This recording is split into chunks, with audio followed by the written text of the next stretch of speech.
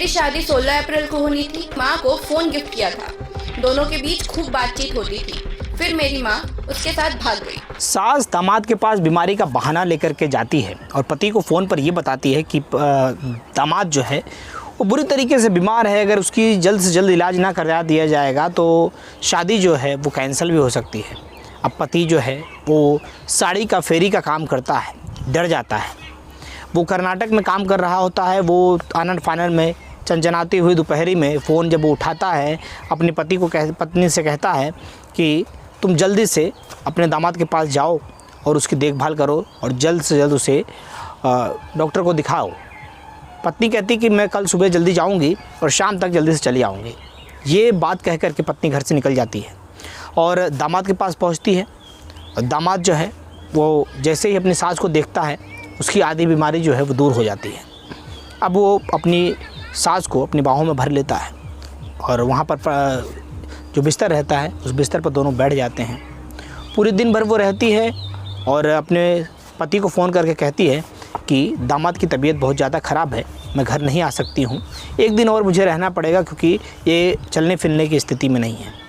अब पति जो है वो सास की बात को, अपनी पत्नी की बात को मान लेता है।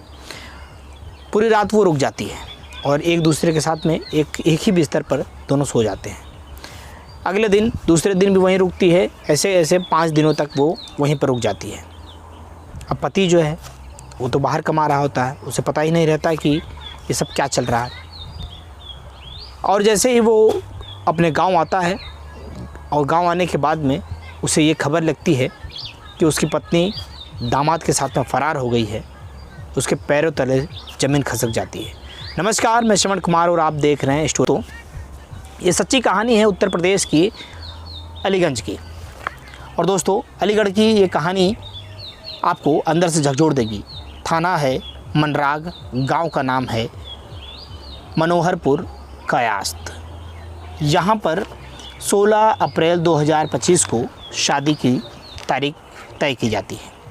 शादी की तैयारियों के लिए पति बड़ी धूमधाम से तैयारी कर रहा होता है। टेंट के बर्तनों के लिए, टेंट के व्यवस्थाओं के लिए वो पैसे दे चुका होता है, कैटरिंग के पैसे दे चुका होता है, हलवाई को पैसे दे चुका होता है, बयाना सभी को दे देता है। धीरे धीरे सामान भी खरीदने लग जाता है। लेकिन शादी के 9 दिन पहले ही जो पत्नी है वो अपने पति से कहती है कि अब शादी बहुत नज़दीक आ चुकी है और क्यों ना तुम निमंत्रण जो है वो मेरी बहन के यहाँ दे आओ, यानी कि अपने ससुराल दे आओ। अब पति जो है वो कहता है कि ठीक है, निमंत्रण तो देना ही है और शादी के दिन भी ज़्यादा दिन नहीं बचे हैं, तो मैं जल्दी से जाता हूँ, दे कर के चले आता हूँ। पत्नी की बात को मान लेता है, पति चले जाता है। पति को आने में शाम हो जाती है। देर शाम को जब वो घर आता है तो पता चलता है कि पत्नी अभी तक घर नहीं आई है। अपनी बेटी से पूछता है, जिसका नाम शिवानी होता है। शिवानी से पूछता है कि सपना अभी तक नहीं आई। अब सपना उसकी पत्नी का नाम है, पति का नाम है जीतू, जितेंद्र नाम है पूरा। और सपना देवी के बारे में जब वो पूछता है तो सपना देवी पता चलता है कि बाज़ार गई है। और बेटी कहती है कि मुझको गाय को भूसा डालने के लिए कहा और ख़ुद बाज़ार चली गई और कुछ बताया है मम्मी ने कि मैं 7-8 बजे तक आ जाऊंगी, थोड़ा शाम हो जाएगा क्योंकि साड़ी वगैरह ख़रीदनी है। पति कहता है ठीक है, कोई बात नहीं है। 8 बजे तक इंतज़ार करने के बाद में पति जो है अपनी पत्नी को फ़ोन लगाता है। फ़ोन घंटी बजती है, 2-3 घंटियाँ बजती है, लेकिन पत्नी जो है फ़ोन उठाती नहीं है। कुछ देर घंटी बजने के बाद में मोबाइल स्विच ऑफ हो जाता है। मोबाइल जैसे ही स्विच ऑफ होता है, अब पति जो है वो घबराने लग जाता है। अब वो सोचता है कि क्यों ना एक बार दामाद से भी बात कर लिया जाए, क्योंकि दामाद बहुत ज़्यादा दूर घर नहीं है, हो सकता है कि शॉपिंग के लिए दामाद भी आया हो। अब वो दामाद के पास जब वो फ़ोन लगाता है और दामाद का नाम राहुल रहता है, फ़ोन लगा करके जब पूछता है तो राहुल पहले तो आनाकानी करता है, बोलता मेरे पास क्यों आएंगी और मेरा घर तो दूर है। लेकिन जब पति को थोड़ा थोड़ा शंका होता है तो पति फिर से फ़ोन कर देता है और फिर पूछता है, मिन्नतें करने लग जाता है कि अब बता दो राहुल, अब इधर उधर की बातें ना घुमाओ, सही से बताओ क्या बात है। राहुल फिर अपने मन की बातों को जीतू के सामने रख देता है। कहता है कि सपना देवी अब तुम्हारी नहीं रही। 18 सालों तक तुमने सपना देवी के साथ में बहुत कुछ गलत किया, बहुत टॉर्चर किया, बहुत परेशान किया, लेकिन अब सपना मेरी हो चुकी है। अब वो मेरे कहने पर चलेगी और हम दोनों अब एक दूसरे के लिए बने हैं। अब तुम हमारे बीच में मत आओ। यही कह करके वो फ़ोन काट देता है, मोबाइल स्विच ऑफ कर देता है। जैसे ही इस बात की जानकारी जीतू को लगती है, जीतू अंदर से पूरी तरीके से टूट जाता है, घबरा जाता है। अब उसके दिमाग में कुछ भी सनसनी मच जाती है कि ये क्या हुआ। मेरी पत्नी जो कि बाज़ार गई थी सामान खरीदने के लिए, बेटी को ये बोल कर गई थी कि मैं तुम्हारे लिए साड़ी खरीदने जा रही हूँ, और वहाँ जा कर के दामाद के साथ रुक गई है, फरार होने की बातें कर रही है। 18 सालों तक मैंने उसको क्या सुख नहीं दिया। अब वो चिंता में पड़ जाता है। अब वो किसी से कुछ कह भी नहीं पा रहा था, लाज शर्म लज्जा। फ़ोन लगाया जा रहा था, मोबाइल स्विच ऑफ हो रहा था। अब बहुत देर परेशान होने के बाद में 10 बज चुके होते हैं। रात्रि के 10 बजे वो अपने आसपास के दोस्तों से कहता है कि यार ऐसी ऐसी बात है, और मेरा दामाद जो है सही से बात नहीं कर रहा है, और कह रहा है कि मैं तुम्हारी पत्नी के साथ में लेकर जा रहा हूँ। अब उसके जो दोस्त रहते हैं वो सन्न हो जाते हैं, तुरंत कहते हैं कि जाओ जल्दी से अलमारी चेक करो, जो गहने थे, जो पैसे थे वो तो सुरक्षित हैं, पत्नी तो गई, पहले देखो जा कर के। पति जैसे ही कमरे के अंदर जाता है, देखता है अलमारी जो है पूरी तरीके से खुली रहती है, लॉक भी नहीं रहता है, पैसे जो है वो पूरी तरीके से गायब रहते हैं। बाहर आता है, बाहर आने के बाद में अपने दोस्तों के साथ में पास का जो थाना रहता है मनराग, वहाँ पर वो लोग पहुँचते हैं, और रात्रि का समय रहता है। थानेदार जो रहते हैं वो कहते हैं कि सुबह आओ और बात करो। एप्लीकेशन देकर के चले जाते हैं। सुबह 10 बजे जब इस थाने पर पहुंचते हैं, थाने वालों को सूचित करते हैं, बताते हैं कि साहब हमारे साथ में बड़ा अन्याय हुआ है। थानेदार पूछते हैं क्या बात है बताओ। अब थानेदार से वो बताते हैं कि मेरी पत्नी जिसका नाम सपना देवी है, उम्र 38 साल, दामाद जिसका नाम राहुल है, उम्र 20 साल, दोनों का आखिरी समय पर जो फ़ोन मैंने बात किया था वो तकरीबन 9:30 साढ़े 8 के बीच में 9:30 और 9 के बीच में बात हुई थी। और साहब दोनों ने पहले तो पत्नी से बात नहीं हुई, बाद में जब दामाद ने फ़ोन उठाया तो दामाद ने कहा कि 18 वर्षों तक तुमने कोई देखभाल नहीं की, तुमने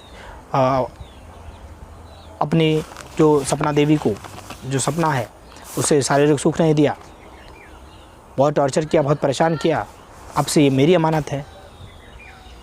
अब पुलिस वालों ने कहा कि पूरी बात क्या है स्पष्ट रूप से बताओ।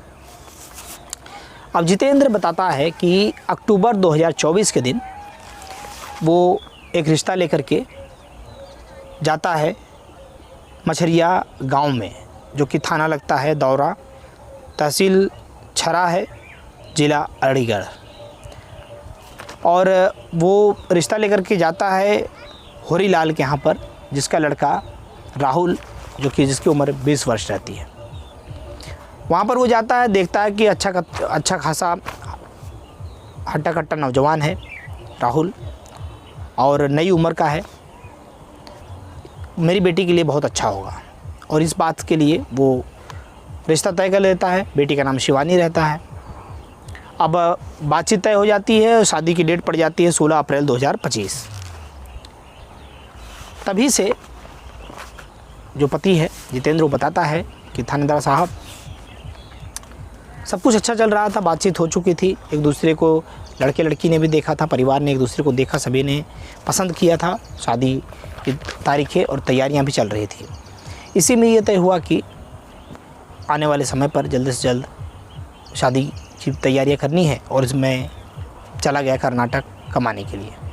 मैंने सोचा कि कुछ महीने बचे हैं और जल्द से जल्द पैसे इकट्ठा कर लूँ, और पैसे इकट्ठा करने के लिए वो जाता है शहर में, और वहाँ पर वो फेरी का काम करने लग जाता है। गाड़ियों पे साड़ी रख करके वो घर घर जा कर के फेरी लगाता था, साड़ियाँ बेचता था। बड़ा मेहनत का काम होता था। तभी 1 मार्च 2025 को एक दिन उसकी पत्नी फ़ोन लगाती है और कहती है कि दामाद जी ने एक मोबाइल गिफ्ट किया है। वो कहता है कौन सा मोबाइल है। पत्नी कहती है कि वीवो का है, बिल में 20,000 रुपये दाम है। वो कहता है कि कोई बात नहीं है, आजकल तो चलता है, जब दोनों की शादी तय हो चुकी है तो अपनी होने वाली पत्नी से बातचीत करने के लिए उसने मोबाइल गिफ्ट किया होगा। लेकिन बेटी ने बताया कि उस मोबाइल्स को जो उसकी माँ है सपना देवी, वो उसे छूने तक नहीं देती थी। वो अपने ब्लाउज़ में हमेशा रखा करती थी, चोरी छुपके से हमेशा बात किया करती थी। फिर धीरे धीरे समय बीतता जाता है तो वो खुल करके बातें करने लग जाती है। और उस लड़की शिवानी को ये समझ में नहीं आता है कि मेरी माँ इतनी बातें दामाद से क्यों कर रही है। तभी मोबाइल लेकर के वो कमरा बंद कर लेती थी, वीडियो कॉल करके बात किया करती थी। और अब उसकी बेटी कहती है कि मुझे अब समझ में आता है, जब मेरी माँ रात भर वीडियो कॉल पर बात किया करती थी और कई सारे गंदे आवाज़ भी अंदर से बाहर आया करते थे, सारी जानकारियाँ मुझको समझ में आने लग गई। अब जो पति है वो बताता है कि तभी मेरी पत्नी अचानक से कहती है कि दामाद जी की तबीयत बहुत ज़्यादा ख़राब हो चुकी है और दामाद जी के पास अगर मैं नहीं जाऊंगी तो उनका इलाज कौन करवाएगा, और हो सकता है कि अगर दामाद जी कह रहे हैं कि शादी जो है डेट जो है आगे बढ़ाने जब पड़ सकती है अगर मेरी तबीयत नहीं सही होती है तो। इसलिए मैं घबरा करके मैंने पत्नी से कहा कि आज जा कर के तुम दामाद के पास में उससे दवाई दिला लाओ। पत्नी घर से निकलती है और दामाद के पास जाती है, दिन भर रहती है। शाम को जब वो वापस आने लगती है तो दामाद उसे वहीं पर रोक लेता है। अब जो पति है जिसका नाम जितेंद्र है, जितेंद्र कहता है कि पत्नी ने कहा कि रात्रि ज़्यादा हो चुकी है और दामाद की तबीयत ज़्यादा ख़राब है, इसलिए दवाई देना है, खाना बनाना है, तो मैं यहाँ पर रुक जाती हूँ, 1 दिन बाद वापस आ जाऊँगी। 1 दिन कह कर के वो 5 दिन वहाँ पर रुकती है। आसपास के लोग बताते हैं कि वो दोनों एक दूसरे के साथ में पति पत्नी जैसा व्यवहार किया करते थे, पति पत्नी जैसे एक ही कमरे में रहा करते थे, एक ही बिस्तर पर सोया करते थे। लेकिन हम लोगों ने सोचा कि नया नया रिश्ता है, नई नई शादी होने वाली है और इनके बीच में हम अड़चन बन करके हम तीखे क्यों हुए, हम क्यों इन दोनों का जो रिश्ता है उसे ख़राब कर दें। इसलिए हमने किसी गांव वालों ने कोई रोक टोक नहीं करी। और उन दोनों के बीच में पहली बार वो सारी मुलाकात हो चुकी थी, जिसके लिए मेरी पत्नी तरस रही थी। और फिर धीरे धीरे दिन बीतता है और मेरी पत्नी एक दिन मुझको कहती है कि तुम जा कर के मेरी बहन के यहाँ पर निमंत्रण दे आओ। निमंत्रण के बहाने मुझको भेज करके वो वहाँ से चली जाती है और ख़ुद बाज़ार का बहाना बना करके घर से जाती है और वहीं से जो राहुल है, जो दामाद है, उसके साथ में फ़रार हो जाती है। फ़रार तो हो गई, लेकिन साथ में 3.5 लाख रुपए नगद और 5 लाख रुपए के गहने लेकर साथ में चली गई। अब इसकी जानकारी साहब हम आपको दे रहे हैं और जल्द से जल्द इन अपराधियों को गिरफ्तार करके मुझे मेरी पत्नी के सामने एक बार खड़ा करवा दीजिए। और मेरी पत्नी से मैं एक ही सवाल पूछना चाहता हूँ कि कौन सा सुख मैंने 18 वर्षों तक तुमको नहीं दिया और ऐसा क्या गुनाह कर दिया कि आज तुमने मेरी बेटी की इज्जत पूरे समाज के अंदर, भरे समाज के अंदर उछाल दी और मेरी इज्जत उछाल दी। पूरे भारत के अंदर अब ये चर्चा बना हुआ है, ये विषय बना हुआ है। वहीं बेटी का कहना है कि मैं अपनी माँ से बस यही कहना चाहती हूँ, मेरे पिता ने बड़ी मेहनत से करके, धूप में दौड़ लगा करके, बड़ी ईमानदारी से, बड़ी मेहनत से पैसे कमाए थे, 5 लाख रुपए के गहने बनवाए थे, 3.5 लाख रुपए नगद दिए थे, रखे थे। तुम सारा लेकर के फ़रार हो गई। अगर तुम्हें जाना ही है तो तुम अपने आशिक के दम पर जाओ, सारा पैसा, सारा गहने मुझे लौटा कर जाओ और मेरे सामने आकर के एक बार नज़रें मिलाओ कि मेरे पिता ने तुम्हें कौन सा सुख नहीं दिया था जो तुम कल के आए हुए लड़के से लेने के लिए चली गई। अब बात बड़ी दूर तक फैल चुकी थी। अब दारोगा जी ने पूछा कि तुम्हारी शादी कितने दिन पहले हुई थी, तो उन्होंने बताया कि मेरी शादी 2007 में हुई थी और हमारे 3 बच्चे भी हैं और परिवार बड़ा अच्छे से हंस खेल रहा था। जब से ही इस दामाद की एंट्री होती है तभी से ये सारा का सारा बवंडर मच जाता है और पूरी तरीके से अब मामला जो है वो कोर्ट कानून के और पुलिस थाने के अंतर्गत है। थाने पर जब सूचना ली जाती है तो थाने से पता चलता है कि जो सपना देवी है जिसकी उम्र 38 वर्ष है और जो राहुल है जो दामाद है उसकी उम्र 20 वर्ष है और दोनों बालिग हो चुके हैं। और दोनों जब बालिग हैं तो दोनों की सही क्या है, गलत क्या है, उन दोनों को पूरी जानकारी है। इसलिए पुलिस कुछ भी नहीं कर सकती। अगर सपना देवी चाहेगी तो ही कुछ हो सकता है। अगर सपना देवी कहती है कि मुझे दामाद के साथ ही रहना है तो कोई रोक टोक नहीं कर सकता है, वो उसी के साथ में रह सकती है।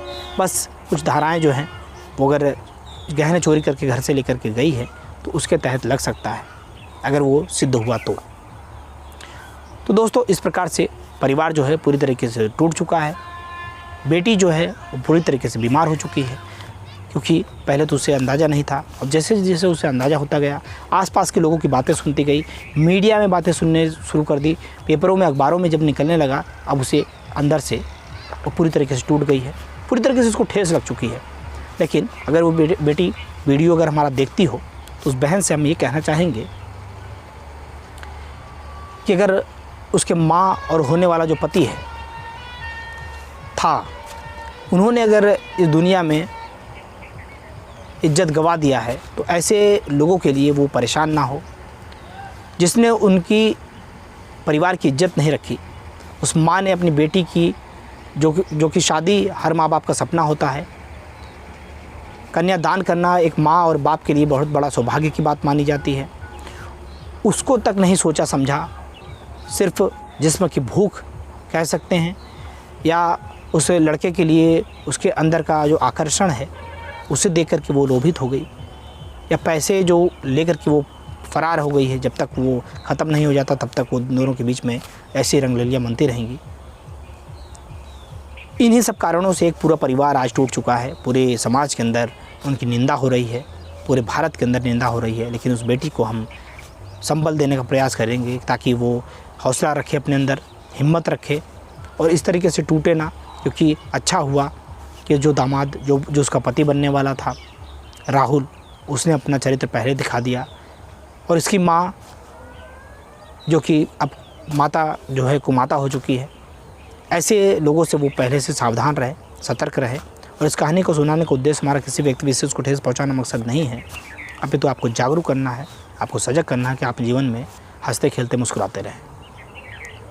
दोस्तों कहानी कैसी लगी अपनी प्रतिक्रिया ज़रूर दीजिएगा, वीडियो को लाइक करिएगा और चैनल पर नए हो तो चैनल को सब्सक्राइब कीजिएगा। मिलते हैं फिर किसी नेक्स्ट वीडियो में। जय हिंद, जय भारत।